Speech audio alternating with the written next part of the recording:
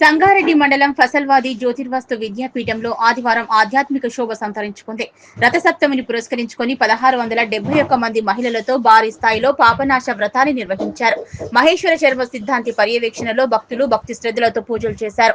Andhra Pradesh deputy speaker Raghurama Krishnamraju, TGIAC chairman Nirmala Jaggareddy, TPCC working president Jaggareddy, TPCC general సెక్రటరీతో తోపాజీ అనంతకిషన్ పాల్గొని ప్రత్యేక పూజలు చేశారు.